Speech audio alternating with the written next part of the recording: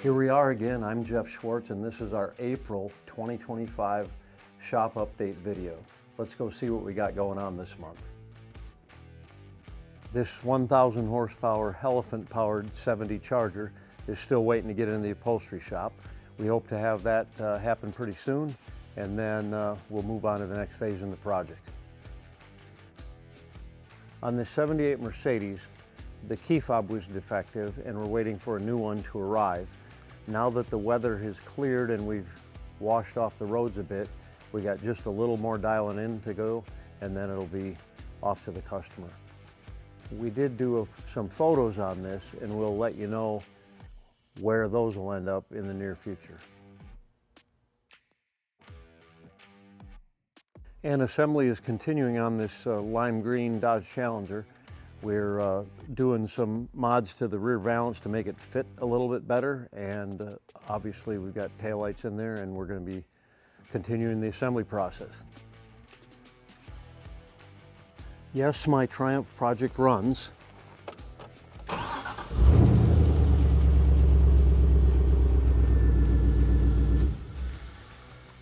I've driven it around the block a few times, and I'm working on getting the headlights working and the turn signals.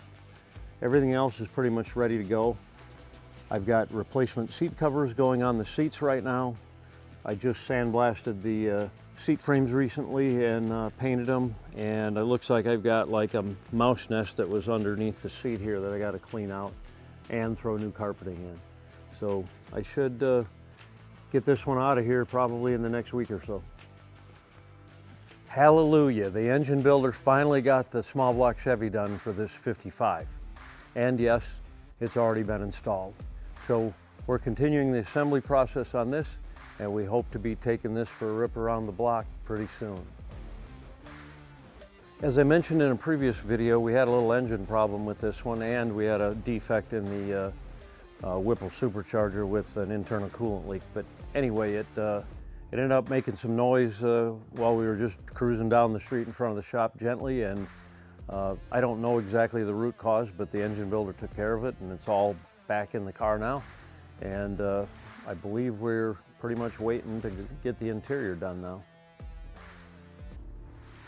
This 64 Ford did get back on the dyno. However, we were running into a little bit of an issue with it going lean right around 4,000 RPM. And most of you that understand tuning fuel injection and turbo engines, you would probably say, well, you're losing fuel pressure. Well, we've got a fuel pressure gauge both on the rail and at the regulator on the return line. Yes, we are running full pressure to the rail and regulating it on the return light like you would normally do on a high horsepower turbo application. And we've got full fuel pressure at both locations. So there's no reason for it to start going lean right after it gets into boost around, say, 4,000 RPM. So we pulled the injectors out and sent them out and had them flow tested and double checked to make sure that there was no restriction or any dirt in the injector or anything like that. So they've been cleaned and flow tested, and everything has come back with a clean bill of health. So we have to either drive it on the road and get it up to boost at around 4,000 and see if it's still leaning out. And then if that doesn't work, then I'm gonna have to call in some reinforcements to see what we can figure out here. But in all my years of building turbo engines, I've done dozens of them. I've never had a problem like this. But once in a while you get one that puzzles you. So that's the story on this one, and hope to have it resolved here real shortly. And what do we have here? This is the '69 Mustang that we completed in 2012, about 13 years ago. And this car has been around the world a little bit. It's been in St. Charles, Illinois. It was in Atlanta, Detroit.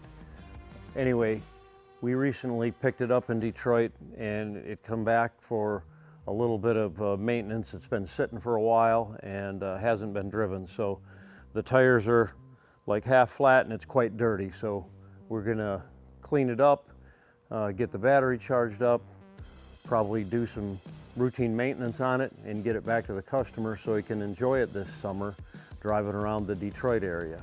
This one incidentally has a supercharger on it and a Coyote engine, and it makes quite a lot of horsepower.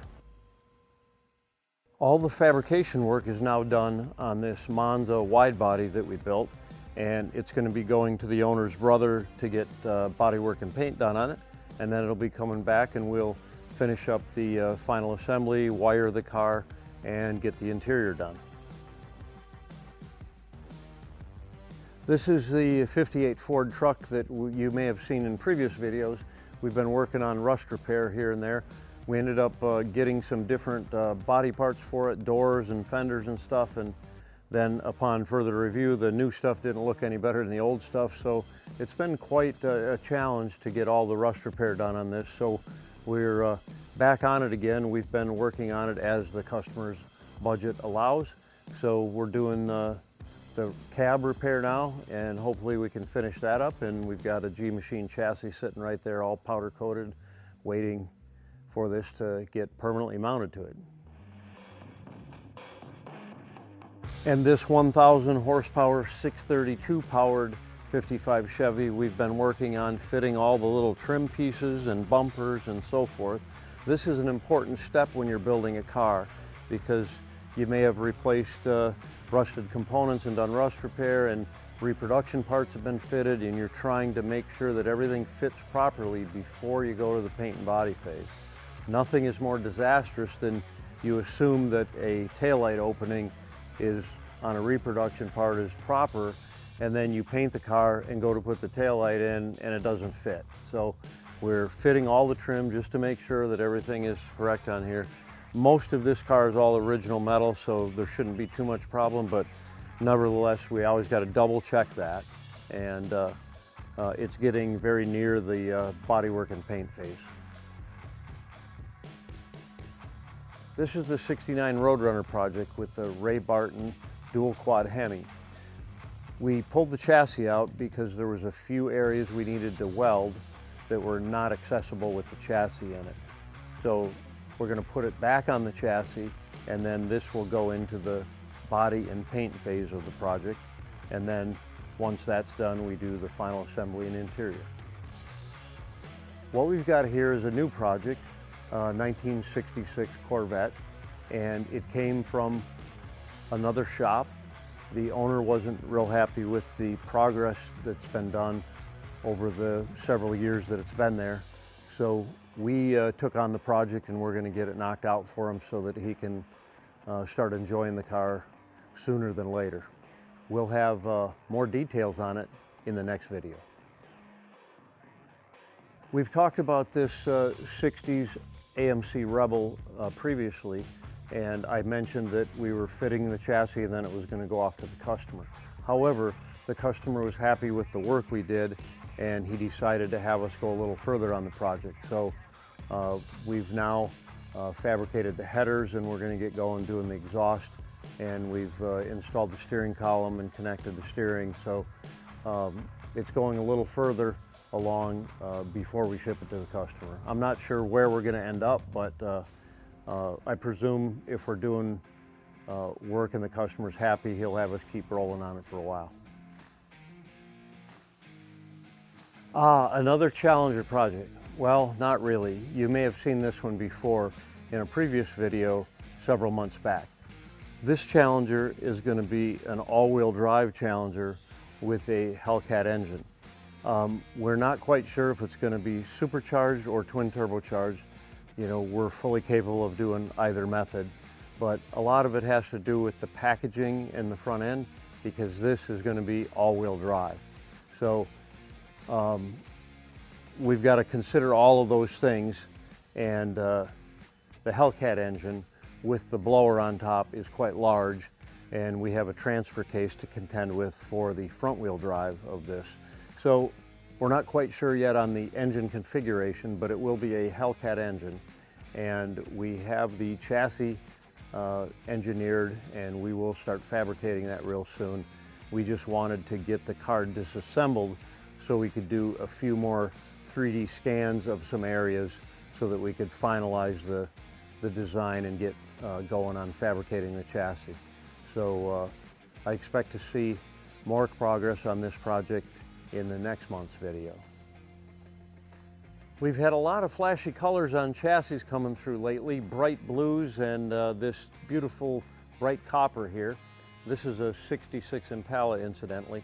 So if you've got a chassis on order, we're getting them assembled and out the door as quickly as possible. I think we've got 6 of them going out this week. So be patient and it'll be there soon. That's all we have for this month's video.